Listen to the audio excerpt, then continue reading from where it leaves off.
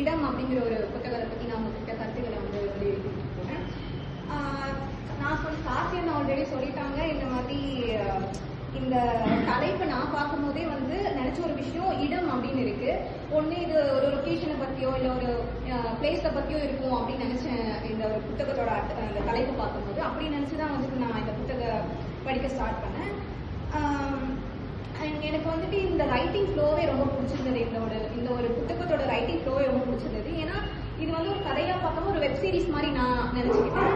ஏன்னா இதுல வந்து ஒரு 9 பாகங்கள் இருக்கு. அது எல்லாமே பாத்தீங்கன்னா ஒரு 9 எபிசோடா வந்துட்டு நான் நினைச்சு படிச்சுட்டு இருந்தேன். ஸோ அது இன்னும் கொஞ்சம் சுவாரஸ்யமா இருக்குன்னு சொல்லிட்டு நான் ஒரு வெப் சீரிஸா நினைச்சு ஒரு 9 பாகங்களா வந்துட்டு அதை 9 எபிசோடா வந்துட்டு நான் பார்த்துட்டு இருந்தேன்.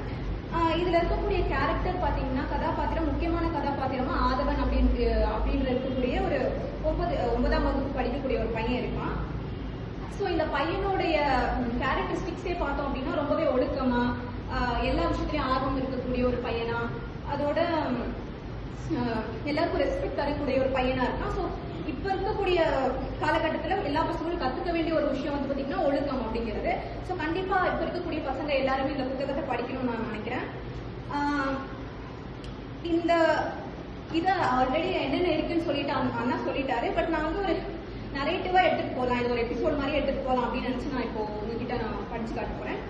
முதல்ல வந்துட்டு ஃபர்ஸ்ட் எபிசோடா நம்ம பார்க்கலாம். ஸோ ஃபர்ஸ்ட் எபிசோட்ல பாத்தீங்க அப்படின்னா ஆதவன் அப்படிங்கிற பையன் வந்து அவனோட தமிழ் ஆசிரியர் கூட வண்டியில போயிட்டு இருக்கான். வண்டியில போகும்போது அவன் என்ன ஆகுறான், கடை தெருவா வந்து அதாவது ஆசிரியர் வந்து அவனை வீட்டுல கொண்டு போய் விடுறதுக்காக கூட்டிட்டு போறாரு. ஸோ அந்த நேரத்துல என்ன ஆகுதுன்னா ஒரு விபத்து ஆயிடுது. ஒரு ஆட்டோ வந்துட்டு ஆப்போசிட்ல வருது. இவங்க வந்து தடுமாறி கீழே விழுந்துறாங்க. இத்தனைக்கும் மோதிக்கல, எதுவும் ஆகல, தடுமாறி தான் கீழே விழுந்துறாங்க. அந்த நேரத்துல வந்துட்டு ஆதவனும் அந்த ஆசிரியரும் வந்து ஹாஸ்பிட்டலுக்கு போறாங்க. ஹாஸ்பிட்டல் வெளியே, ஏன்னா ஆதவனுக்கு அந்த அளவுக்கு அடி இல்லை, இவருக்கு பாத்தீங்க அப்படின்னா நடக்க முடியாததுனால அவர் ஹாஸ்பிட்டல் கூட்டிட்டு போறாங்க. அவர் வெளியே நின்று அந்த பையன் வெளியே உட்காந்துட்டு அவன் ரொம்ப ஃபீல் பண்றான், நம்மளாலதான் வந்துட்டு இந்த ஒரு விபத்து ஆயிடுச்சு அப்படின்னு சொல்லிட்டு. ஏன்னா இப்ப இருக்கக்கூடிய காலகட்டத்தில் பசங்க என்னன்னா அவங்க மேல 100% வந்து தப்பு இருந்தாலும் மற்றவங்களை பிளேம் பண்ற ஒரு ஜென்ரேஷன்ல அந்த பையன் வந்துட்டு அந்த எந்த தப்பும் இல்லைனாலும் அந்த தப்பு ஏமல்தான் அப்படிங்கிற மாதிரி அவன் வந்து இது பண்ணிட்டான். ஸோ இந்த ஒரு விஷயத்த எல்லா குழந்தைகளும் கத்துக்கணும்னு நான் நினைக்கிறேன். அப்போ வந்து அவனுடைய பேக் எடுத்து அவனுடைய மடிமலை வைக்கும்போது ஒரு புத்தகம், ஒரு ஸ்கிரிப்ட் மாதிரி ஒரு விஷயம் வந்து கீழே வந்து விழுது. ஸோ அந்த ஸ்கிரிப்ட் பார்த்தோம்னா அவன் கண்ணெல்லாம் கலங்கிடுச்சு. ஸோ இந்த ஒரு இடத்துல இந்த ஒரு ஃபர்ஸ்ட் எபிசோடு முடிச்சிருக்கிற மாதிரி நான் நினைச்சேன். இந்த ஒரு விஷயம் என்னன்னா கதையில இருக்கக்கூடிய நடுவில் இருக்கிற பாகத்தை எடுத்து ஃபர்ஸ்ட் ஒரு எபிசோட போட்டிருக்காங்க. ஸோ இது எங்களுடைய பிலிம் டேர்ம்ல வந்து இன் மீடியா ரெஸ் அப்படின்னு சொல்லுவோம். அப்படி இல்லை நான் நரேட்டிவ் லீனியர் அப்படின்னு சொல்லுவோம். ஒரு கதையோட நடு பாகத்துல இருந்து எடுத்து முதல் எபிசோட போடுறது வந்து அந்த மாதிரி டேர்ம்ல நாங்கள் சொல்லுவோம். ஸோ அடுத்த எபிசோட பாத்தீங்க அப்படின்னா இதோட இது முடிஞ்சிடுது. ஸோ அப்போ நம்மளுக்கு என்ன ஆகுதுன்னா நெக்ஸ்ட் என்னாச்சுன்ற ஒரு ஆர்வம் வந்துட்டு இந்த புத்தகம் வந்து எனக்கு கொண்டு வருது. அடுத்து என்னன்னா 2வது எபிசோட்ல பார்க்கும்போது அவனோட ஃபேமிலியோட இன்ட்ரடக்ஷனோ இல்லை அவனோட ஃப்ரெண்ட்ஸோட இன்ட்ரடக்ஷனோ வந்துட்டு கொடுக்குற மாதிரி. இது வந்து ஜஸ்ட் ஒரு பேரு, இவங்க தான் அப்பா அம்மா அப்படின்னு சொல்லிட்டு சொல்லாம அந்த கதையோடயே வந்து கொண்டு போயிருப்பாங்க அந்த இன்ட்ரடக்ஷனை.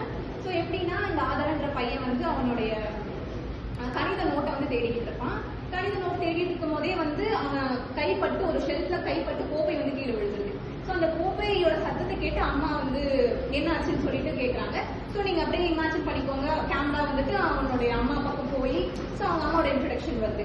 அதுக்கப்புறம் பாத்தீங்க அப்படின்னாக்கா அந்த கோப்பையை மறுபடியும் அந்த ஷெல்ஃப்ல இருந்து எடுத்து வச்சு அந்த கேமரா அப்படியே மூவ் ஆகுறப்போ வந்து அவனோட இன்னும் நிறைய கோப்பைகள்லாம் வாங்குது.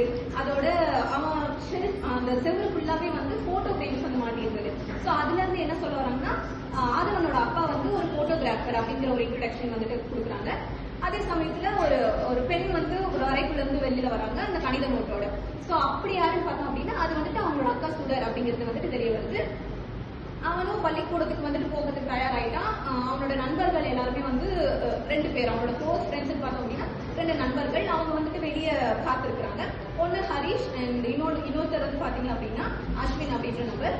இதுல வந்து ஸ்கூல் பள்ளிக்கூடத்துக்கு போகும்போதும் வரும்போதும் சரி இந்த ஹரிஷ்ங்கிற பையன் வந்து விடுகதை கேட்டுட்டே போவான். அந்த ஒரு விஷயம் வந்து சுவாரஸ்யமா இருந்துச்சு. ஏன்னா குழந்தைங்க வந்து இந்த மாதிரி புக்கு படிக்கும்போது இந்த நடுவில் இந்த விடுகதைலாம் வர்றது வந்து ரொம்ப சுவாரஸ்யமா இருந்தது. ஸோ அந்த ஒரு விஷயம் வந்துட்டு எனக்கு ரொம்ப பிடிச்சிருந்தது அந்த எபிசோட்ல. இந்த எபிசோட் முடிவுல பாத்தீங்க அப்படின்னா அவனோட ஸ்கூல்ல வந்து ஏதோ ஒரு பொன்விழா நடக்குது, பொன்விழா கொண்டாட்டம் நடக்குது அப்படிங்கிற மாதிரி ஒரு அறிவிப்பு கொடுத்துருந்தாங்க.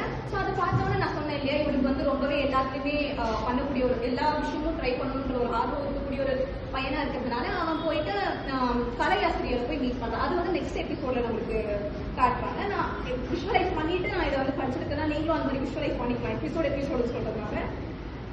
இந்த எபிசோட் 3ல பாத்தீங்க அப்படின்னா அந்த கலையாசிரியர் அறிவழகன் வந்து சொல்றாரு, இந்த மாதிரி எல்லா குழந்தைங்களும் என்ன நாடகம்னு சொல்லிட்டு ஒரு ஆர்வம் இருக்கு எல்லா குழந்தைங்களுக்கும். ஏன்னா எனக்கு தெரிஞ்சு இப்ப இருக்கிறவங்க யாருக்குமே அந்த ஆர்வம் இல்லைன்னு நினைக்கிறேன். ஒரு போனோட உட்காந்துட்டு ஒரு 1/2 மணி நேரம் 1 மணி அதுக்கும் மேல வந்துட்டு போனோட தான் உட்காந்துருக்காங்கன்னு நான் நினைக்கிறேன். பட் ஆனா அப்ப இருக்கக்கூடிய குழந்தைங்களுக்கு எல்லாம் வந்துட்டு ரொம்ப ஆர்வம் இருக்கிறதுனால அந்த ஒரு விஷயமும் எனக்கு ரொம்ப பிடிச்சிருக்கு. அந்த குழந்தைகள் ஒருத்தரா கேட்கிறாங்க, இந்த கதையா இருக்குமா அந்த கதையா இருக்குமான்னு சொல்லி. அப்ப வந்து அந்த கலை ஆசிரியர் சொல்றாரு, அதெல்லாம் கிடையாது, கட்டபொம்மனுடைய வாழ்க்கை வரலாறு தான் நம்ம நாடகமா எடுத்து பண்ண போறோம் அப்படின்னு. ஸோ உடனே எல்லாருக்குமே வந்து என்ன ஆயிடுச்சுன்னா, இவ்வளவு கம்பீரமா இருக்கக்கூடிய ஒரு நாடகம் வந்து நம்ம பண்ண போறோம் அப்படின்னு நினைச்சு அவங்க எல்லாருமே சந்தோஷப்பட்டாங்க. அப்போ இன்னொரு விஷயம் எனக்கு என்ன பிடிச்சதுன்னா, அவங்க சிட்டிங் அரேஞ்ச்மெண்ட் வந்து ஒரு வட்டமா உட்கார்ந்துருந்தாங்க. ஏன் வட்டமா உட்காந்துருக்கோம்னு சொல்லிட்டு அங்க இருக்கக்கூடிய குழந்தைகள் கேட்கும் போது, வட்டமா உட்கார்ந்து நிறைய நல்ல விஷயங்கள் இருக்கு. ஏன்னா வட்டம் அப்படிங்கிறதுல வந்துட்டு முடிவும் கிடையாது, முதலும் கிடையாது, முடிவும் கிடையாது அப்படின்னு சொல்லிட்டு ஒரு விஷயம் இருக்கு. ஸோ அதே மாதிரிதான் நீங்க நடிக்க போறதுல ராஜாவும் ஒண்ணுதான், காவலாடி வேடம் போட்டுக்கிறவங்க ஒண்ணுதான், எல்லாருமே ஆக்டர் தான் அப்படிங்கிற ஒரு விஷயத்த சொல்லியிருக்காரு. அந்த ஒரு விஷயமும் வந்துட்டு ஒரு நல்ல ஒரு விஷயமா இருந்தது. அடுத்த எபிசோட்ல வந்து இது ஃபுல்லாவே அந்த ரிஹர்சல் இந்த மாதிரியான விஷயங்கள் குழந்தைங்க எல்லாமே ரிஹர்சல் பண்றதுல இந்த 3வது எபிசோடோட முடிவுல வந்துட்டு ஆதவன் தான் கட்டபொம்மனா நடிக்க போறாரு. அவனோட க்ளோஸ் ஃப்ரெண்ட் அஸ்வின் வந்து காவலாளியா நடிக்க போறதா வந்து சொல்லிட்டு இருப்பாங்க. அவங்க 2 பேரும் நடந்து வீட்டுக்கு போயிட்டு இருக்கும்போது ஆதவன் வந்து கொஞ்சம் இது ஃபீல் பண்ணி கேட்பான், இந்த மாதிரி உனக்கு காவலாளி வேஷம் கிடைச்சிருக்கு இல்லைன்னு சொல்லி. ஆனா அந்த அஸ்வின்ங்கிற பையன் அப்படிலாம் கிடையாது, சார் தான் சொல்லிட்டாருல்ல ஆல்ரெடி நம்மளுக்கு ஆக்டர் அப்படிங்கிறது எல்லாருமே ஒண்ணுதான், எல்லாருமே சரிசமம் தான் அப்படின்ற மாதிரி சொல்லியிருக்காரு அப்படின்னு சொன்ன உடனே அந்த குழந்தைங்களோட புரிதல் வந்துட்டு நம்மளுக்கு எந்த அளவுக்கு இருக்கு, எந்த அளவுக்கு மெச்சூர்டா இருக்காங்க அப்படிங்கிறது நம்மளுக்கு தெரியுது. நான் சொன்ன மாதிரி எபிசோட் 4ல வந்துட்டு எல்லாமே அவங்க எப்படி ஆக்ட் பண்ணாங்க, எப்படி ப்ராக்டிஸ் பண்ணாங்க, எப்படி ரிஹர்சல் பண்ணாங்க அப்படிங்கிறது தான். எபிசோட் 5ல பாத்தீங்க அப்படின்னா அங்கதான் வந்து ஒரு வெப் சீரிஸ்ல வந்து ஒரு ட்விஸ்ட் மாதிரி இருக்கிற மாதிரி எனக்கு இருந்தது.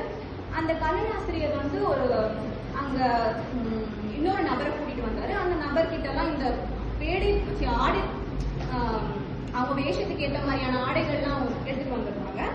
ஸோ எல்லா குழந்தைகளும் ஆர்வமா அவங்களுடைய ஆடையெல்லாம் போட்டு சரி பார்த்துட்டு இருந்தாங்க.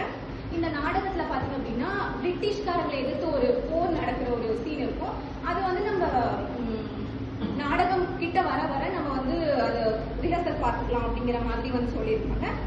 ஸோ ஆதவனும் பாத்தீங்க அப்படின்னா கட்டபொம்மன் மாதிரி அவர் வேஷம் எல்லாம் போட்டு ரெடி ஆயிட்டாரு. மற்றவங்களும் அதே மாதிரி எல்லாரும் ரெடி ஆயிட்டதுக்கு அப்புறமா வந்து பாத்தீங்க அப்படின்னா கலையாசிரியருக்கு வந்து ஒரு சரியா படலை, என்னதுன்னு சொல்லிட்டு யோசிச்சுட்டே இருந்திருக்காரு. அவருக்கு சரியா எதுவுமே படலை.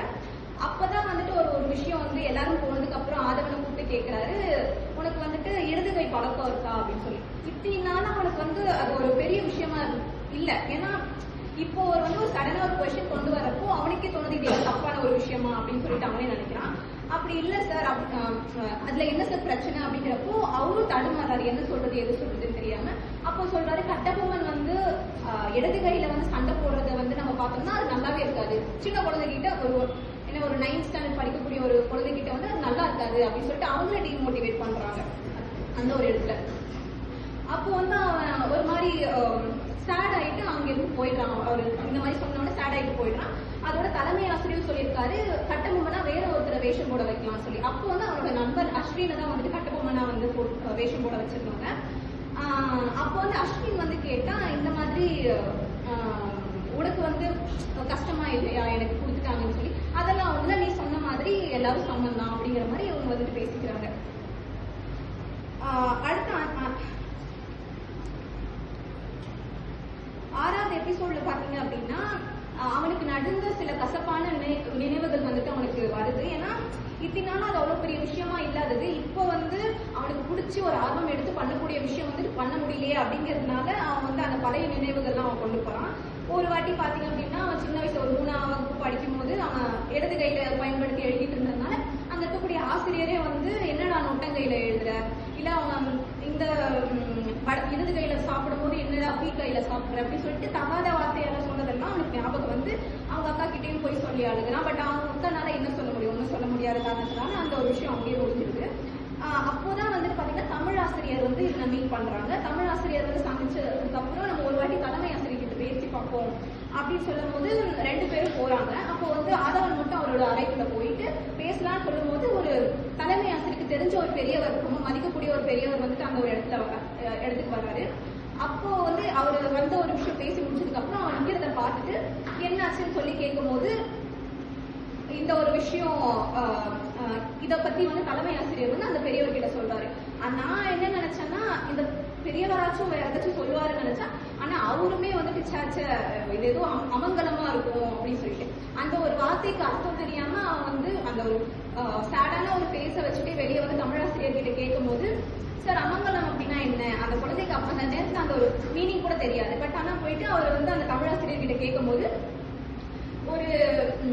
ஒரு நிகழ்ச்சியில வந்துட்டு ஒரு கேண்டில் ஏற்றி நம்ம ஒரு கொண்டாடுறத வந்துட்டு மங்களம் சொல்லுவோம். அதுவே அந்த கேண்டில் அந்த விளக்கு கீழே விழுந்துச்சு அப்படின்னா அமங்கலம் சொல்லுவோம். அப்படி அது தெரிஞ்ச உடனே அவன் வந்து கேட்டா என்ன சார் இடதுகை பயன்படுத்தி நம்ம ஏதாச்சும் ஒரு விஷயம் பண்ணணும்னா அது அமங்கலமா இருக்குமா அப்படின்னு சொல்லிட்டு அவன் கேட்ட உடனே அவருக்கு என்ன சொல்றதுன்னு தெரியல. ஸோ அவர் சொன்னாரு, சரிவா நான் கொண்டு போய் என்னோட வீட்டில் விடுறேன் அப்படின்னு சொல்லும் போது தான் இந்த ஒரு ஆக்சிடென்ட் சீன் நடந்துச்சு. இந்த ஒரு ஆக்சிடென்ட் சீன் தான் எடுத்துட்டு போயிட்டு ஃபர்ஸ்ட் எபிசோட்ல வச்சிருப்பாங்க. நான் சொன்ன மாதிரி அந்த மீடியா அப்படிங்கிற ஒரு விஷயம். அதுக்கப்புறம் பாத்தீங்கன்னா எபிசோட் 7ல வந்து அவன் லஞ்சுக்கு அப்புறம் ஒரு இடத்துல உட்காந்துருக்கான். அங்க அவனோட நண்பர்கள் வேற வேற வகுப்புல இருந்து வந்திருக்காங்க. அதுல பெரும்பாலும் எல்லாருமே பாத்தீங்க அப்படின்னா லெஃப்ட் கை யூஸ் பண்றவங்க, இடது கை பயன்படுத்துறவங்களா தான் இருக்காங்க. ஸோ அந்த நேரத்துல அவங்களுக்கான கசப்பான சில விஷயங்கள் நடந்தது எல்லாமே அங்க வந்து அவங்க சொல்லியிருக்காங்க. இதுல என்ன நம்மளுக்கு என்ன இருக்கும், என்ன இடது கை பயன்படுத்தினா என்ன கஷ்டம் அப்படின்னு சொல்லிட்டு நம்ம நினைப்போம். பட் ஆனா அவங்களுக்கு சின்ன சின்ன விஷயமா இருந்தாலும் அவங்களுக்கு அது பெரிய தாக்கமா இருக்கும். அதுல ஒரு குழந்தை சொல்றான், இந்த மாதிரி என்னால சரியா எக்ஸாம் கூட எழுத முடியல, ஏன்னா அந்த ஆசிரியர் வந்து அவனை கொண்டு போயிட்டு அந்த பெஞ்சோட கடைசி செவ்வறு பக்கத்துல உட்கார வச்சதுனால அவனோட கை இடிச்சு அவனால எழுத முடியலங்கிற ஒரு விஷயமும். அதே மாதிரி இன்னொரு பையன் எல்லாருமே கவனிச்சிருந்தீங்கன்னா அவங்களோட ஷர்ட்டோட பாக்கெட் வந்து லெஃப்ட் சைட்ல தான் இருக்கும், உங்களோட கை விட்டு எடுக்கிற மாதிரி. ஆனா இப்போ லெஃப்ட் ஹேண்ட் யூஸ் பண்ணக்கூடிய பர்சன்ஸ்க்கு எல்லாம் பாத்தீங்க அப்படின்னா இந்த சைடு விட்டு எடுக்கும்போது அது ரொம்ப சிரமமா இருக்கும். அது நம்மளுக்கு யார் இவ்வளவு பேர்ல வந்துட்டு கவனிச்சிருப்பீங்கன்னு தெரியாது. ஆனா இங்க இருக்கிற எல்லாருக்குமே மோஸ்டா வந்து பாத்தீங்க அப்படின்னா அவங்களோட சட்டை பாக்கெட் வந்து லெஃப்ட் சைட் தான் இருக்கும். ஸோ அந்த ஒரு விஷயத்த கொண்டு வராங்க. அதே மாதிரி கம்ப்யூட்டரோட மவுஸ் வந்து எல்லாருமே ரைட் ஹேண்ட் யூஸ் பண்ணும்போது அந்த ரைட் கிளிக் பண்ண முடியாத ஒரு கஷ்டமும் வந்துட்டு கொண்டு வராங்க. ஆனா அவங்க சொல்றாங்க ஏன் செட்டிங்ஸ் மாத்தி நீங்க வச்சுக்கலாம் இல்லன்ட்டு. ஆனா அது நம்ம வீட்டுல இருக்கும் போது பண்ணலாம். ஸ்கூல்ல வந்துட்டு எல்லாருமே பாத்தீங்கன்னா ரைட் ஹேண்ட் மோஸ்டா வந்துட்டு வலது கை யூஸ் பண்றவங்களா தான் இருக்காங்க. இடது கை யூஸ் பண்றவங்க ரொம்ப குறைஞ்ச ஒரு ஆட்களா தான் இருக்காங்கிறப்போ நம்ம வந்துட்டு அந்த மாதிரி எதுவும் பண்ண முடியாதுன்ற ஒரு இதெல்லாம் சொல்லிக்கிட்டு இருக்காங்க. ஸோ இப்போ வந்து என்னன்னா இதனால என்ன ஆகும், பேசிதான் ஏதாச்சும் ஆகும் அப்படின்னு சொல்லும் போது ஆதவனுக்கு ஒரு ஐடியா வருது, இதையே நம்ம ஒரு புத்தகமா எழுதக்கூடாது, இவங்க டெய்லி லைஃப்ல என்னென்ன மாதிரியான ஸ்ட்ரகிள்ஸ் எல்லாம் ஃபேஸ் பண்றாங்கிறது ஒரு புத்தகம் மாதிரி எழுதலாம் அப்படின்னு சொல்லிட்டு சொல்லும் போது அப்பதான் எனக்கு புரிஞ்சது இந்த இடம் அப்படிங்கிற ஒரு தலைப்போட மீனிங் அப்படிங்கிறது. ஏன்னா வலது அப்படிங்கிறது வந்து வலம் அப்படின்னா வலமும், அதே மாதிரி இடது அப்படிங்கிறது வந்து இடம் அப்படிங்கிற ஒரு பேர் வைக்கலாம் அப்படின்னு சொன்னோம்னு எல்லாருக்குமே பிடிச்சது. ஸோ அந்த ஒரு பேரே வந்துட்டு வைக்கலாம் அப்படிங்கிற மாதிரி வந்து இந்த புத்தகத்தோட பேர் வந்து அப்பதான் எனக்கு புரிஞ்சது, இதுக்கு இடம் சொல்லிட்டு பேர் வச்சிருக்காங்க. 8th எபிசோட்லயுமே இவங்க ரிஹர்சல் எல்லாமே பண்ணிட்டு இருக்காங்க. 9th எபிசோட்ல தான் வந்துட்டு அந்த பொன் விழாக்கு வந்து மாவட்ட ஆட்சியர் வரதா சொல்லியிருக்காங்க. அப்போ வந்து என்ன ஆகுதுன்னா அவனுடைய நண்பன் அஸ்வின் வந்து முன்னாடி நாள் வந்து ரொம்ப கஷ்டப்பட்டு கத்தி பேசினதுனால, ஏன்னா கட்டபொம்மன்கிற ஒரு வேஷம் போடும்போது ரொம்ப கத்தி கண்டிப்பா பேச வேண்டியது இருக்கும். அப்போ பேசும்போது என்னதுன்னா அவனுடைய வாய்ஸ் வந்து சரியா இல்லை, ஏன்னா அவனால பேசவே முடியல ஒழுங்கா. இது கவனிச்ச உடனே அஸ்வின் வந்துட்டு நான் ஒரு ஐடியா சொல்றேன் சார்னு சொல்லி கலை ஆசிரியர்கிட்ட வந்துட்டு இந்த மாதிரி சொல்றான், நம்ம வந்து மறுபடியும் ஆதவனையும் நடிக்க வைக்கலாம் அப்படின்னு சொல்றாங்க. இதுவும் 2 பேரும் இப்படியே சமாளிச்சு நடிக்க வச்சுட்டாங்க. ஸோ நடிச்சவொடனே யாருமே அவனுக்கு வந்து இடது கை வந்துட்டு பழக்கம் இருக்குங்கிறது யாருமே வந்து கவனிக்கல. ஏன்னா அவனுடைய நடிப்பு அந்த அளவுக்கு இருந்ததுனால யாரும் கவனிக்கல. ஸோ அவனுக்காக வந்து ஒரு ஸ்பெஷலா ஒரு கோப்பை கொடுக்கும் போது அந்த மாவட்ட ஆட்சியருமே பாத்தீங்க அப்படின்னா லெஃப்ட் ஹேண்ட் பர்சன் தான். அவருடைய சிக்னேச்சர், அவருடைய சைனை வந்து பாத்தீங்கன்னா அந்த கோப்பையில வந்து இடது கை பயன்படுத்தி தான் போட்டிருப்பாங்க.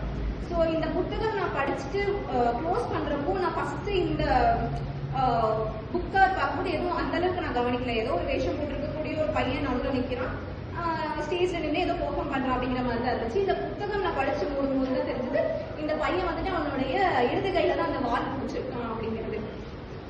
ஸோ இதுல என்னன்னா நானே வந்து என்னோட வீட்டு பக்கத்துல சின்ன சின்ன பசங்க பழக்கம் உள்ள ஒரு பையன். ஸோ அவன் சின்ன வயசுல எங்க வீட்டுல வளர்றதுனால அவன் அந்த கை சாப்பிடுறது இல்லாம எல்லாமே அவனுக்கு அந்த ஒரு இதுலதான் வளரும். ஸோ நான் எப்பயுமே அவனை திட்டுவேன், லெஃப்ட் ஹேண்ட் ஏன்டா யூஸ் பண்றேன், இது தப்புன்னு சொல்லி நானே நான் அவனுக்கு சொல்லியிருக்கேன். பட் ஆனா ஒரு பொழுது வந்து நான் அவங்களுடைய ஒரு சுச்சுவேஷன் அவங்களோட பெர்ஸ்பெக்டிவ்ல இருந்து யோசிச்சு பார்த்து நம்ம என்னென்ன கஷ்டங்கள் இருக்கு அப்படின்னு சொல்லிட்டு நான் யோசிச்சு பார்த்து பேசுறது கிடையாது, நினைச்சதும் கிடையாது. ஸோ இந்த ஒரு புக்கு பார்த்தீங்க அப்படின்னா எனக்கு ஒரு லெசன், சின்ன லெசன் போட்டு கற்றுக் கொடுத்த மாதிரி இருந்துச்சு. இடம் அப்படிங்கிறதும் வந்து எல்லா இடத்துல இருந்து எல்லாரோட இடத்துல இருந்து பார்த்து நம்ம பேசணும் அப்படிங்கிறதையும் பார்த்தீங்கன்னா இந்த புத்தகம் வந்துட்டு எனக்கு காமிச்சிச்சு. ஏன்னா நம்ம ஒரு வெயிட்டான ஒரு பொருளை எடுக்கிறோம் அப்படின்னா 2 கையும் பயன்படுத்தி தான் எடுக்கிறோம். அப்போ யாரும் சொல்ல மாட்டாங்க நம்ம லெஃப்ட் ஹேண்ட் தான் யூஸ் பண்ணுறோம். இப்போ நம்ம வந்து கல்யாணம் ஆயிடுச்சு அப்படின்னா வலது கால் எடுத்து வச்சு உள்ள வரணும் அப்படிங்கிற மாதிரி எல்லாம் பெரியவங்க சொல்லுவாங்க. ஆனால் அது ஏன் எதுக்கு அப்படின்னு சொல்லிட்டு யாருமே கேட்டது கிடையாது. ஆனா நம்ம வந்துட்டு 2 காலம் இருந்தா தான் நடக்க முடியும் அப்படிங்கிற ஒரு விஷயம் யாருக்கும் வந்துட்டு அவங்க உணர மாட்டேங்கிறாங்க. ஸோ நான் என்ன சொல்ல வரேன்னா, நம்ம என்னோட அப்பா அம்மா கிட்ட கேட்கும் போது கூட அவங்க சொல்ற ஒரு விஷயம் என்னவா இருக்கும் அப்படின்னா, என்னுடைய பேரண்ட்ஸ் என்னுடைய மூதாதையாரும் சொன்னாங்க. ஸோ அதனால பாத்தீங்க அப்படின்னா நான் இதை வந்துட்டு பழக்கப்படுத்திட்டு வரேன், நீங்களும் அதே மாதிரி பழக்கப்படுத்திக்கோங்க அப்படின்னு சொல்லுவாங்க. ஆனா எப்ப நம்ம வந்துட்டு ஏன் இதை பண்றோம் அப்படிங்கிற ஒரு கொஸ்டின் கேட்கிறோமோ நம்மளுக்கு கரெக்டான ஆன்சர் அங்கே வரலன்னா அந்த ஆன்சர் வந்து நம்ம தான் தேடணும் அப்படிங்கிறத வந்துட்டு இந்த கதை படிக்கும் போது நான் வந்துட்டு புரிஞ்சுட்டேன். ரொம்பவே அருமையா இருந்துச்சு இந்த கதை. நான் படிக்கும்போது ரொம்ப ஈஸியாகவும் இருந்துச்சு, எல்லா குழந்தைகளுக்கும் கொண்டு போய் சேர்க்க வேண்டிய ஒரு கதையா இருந்துச்சு. ஒழுக்கம்னா என்ன, அப்புறம் ஒருத்தருடைய வலிகள்லாம் என்ன, சின்ன சின்ன வழியா இருந்தாலும் எவ்வளவு பெரிய இம்பாக்ட் இருக்கும் அப்படிங்கிறது இந்த கதையை பார்க்கும்போது எனக்கு தெரிஞ்சது. ஸோ ரொம்ப நன்றி.